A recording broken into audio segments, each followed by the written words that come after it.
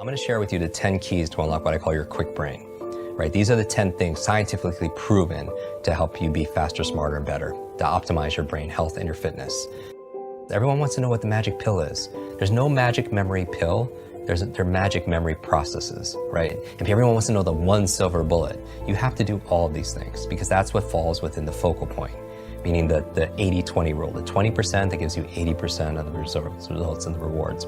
So really fast, the 10 keys for unlocking your Kwik brain.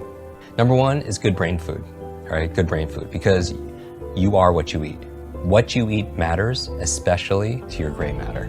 There's certain foods that are really good for your brain, and you probably eat most of these foods. Like blueberries is like, I call them brain berries, and avocados and the good fats and all of them. So there's 10 of them that I recommend, and so they're really excellent. They're very neuroprotective and such, including dark chocolate.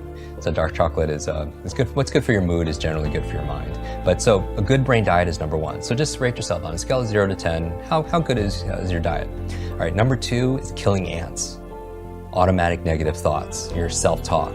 Again, people get so addicted to these things like, complaining and whatever you're rehearsing, you're literally rewiring your brain to get more of that. It's not law of attraction. There's a law of action that's going on, that makes it, because all behavior is belief driven.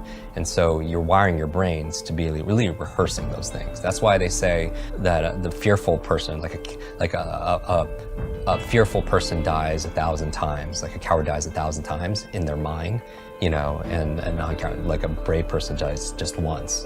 Okay. So the third thing, exercise. People, really, we know. Number 4, brain nutrients. And this is a subject that comes up because, a lot of people travel, they have fast food lifestyles, and, but maybe they're lacking certain supplements. And what I would say is, I'm not a nutritionist, I'm not anything that ends on an ist, but go to a doctor, a good functional medicine doctor, you have a blood test. And I say the same thing for diet. When people say, what's the best? Do food sensitivity tests. See what your blood says. Red, yellow, green. Red, stay away from. Yellow, sparingly. Green, and see how you flourish on it afterwards, right? And then test it.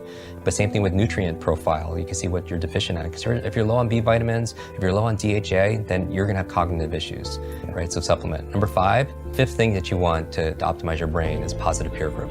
We know who you spend time with is who you become, and it's not just a positive thinking, affirmation quote. Literally, you have mirror neurons, and your mirror neurons in your nervous system is when you could watch a sport or watch a movie and you could feel what they feel. It's what or you have empathy for other people. We're always imitating people, right? And so who you spend time with is who you become, because you're imitating their habits, their behaviors, their thought patterns, and everything. So that's why they say you're the average of the 5 people you spend the most time with, right? If you're around 9 broke people, you're gonna be the 10th, right? Like you hear these things all the time, but it's not just your biological networks or your neurological networks, analyze your social networks. 6th thing for your brain, clean environment. We know a clean environment is good for your brain.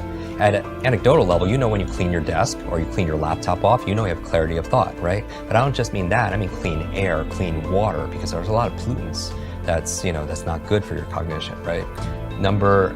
So from there we have number 7, sleep. Sleep is so important for your brain for 3 reasons. Number 1 is where you consolidate short to long-term memory. Everyone who pulled an all-nighter back in university, that hurt you because you need that sleep. Number 2, it's where you clean out the plaque that could lead to brain aging challenges. And that's what the latest research is saying in terms of leading to dementia and such. And then the third reason is because when you dream.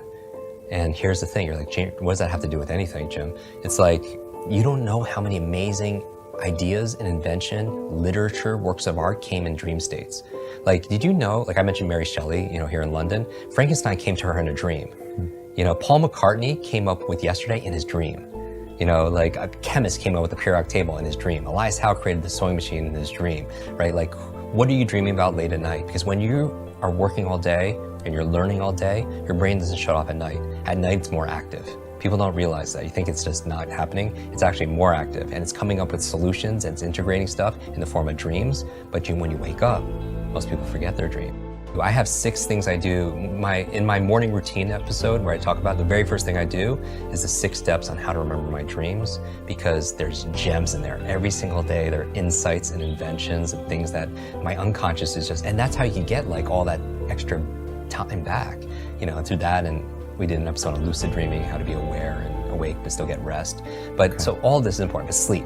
Number 8 is brain protection, meaning that, you know, like I work with a lot of athletes, high performer athletes. Concussions are a big deal, right? You know, and I've had a number of TBIs, you know, traumatic brain injuries. But not just that, you know, I did a whole episode on electromagnetic fields. Like people don't realize that like our smart devices, like our brains didn't really evolve to have like all this electricity like right by our brains, you know. And I read recently that 90% of kids sleep with their phones underneath their pillows. I mean, who knows the effect that's having? So better avoid it. Protect your brain. Wear a helmet. And then finally, 9 and 10, ninth key to keeping your brain alive is new learnings, right? The neurogenesis and neuroplasticity means neurogenesis, you could create new brain cells the day you die. Science never thought that. Neuroplasticity is saying you could create new connections, meaning that Einstein's brain wasn't bigger than any of ours. In fact, it was smaller, but parts of his brain were very highly connected because he would do these theta state brain thought experiments, and every single time you have a new thought, you may create new connections, right?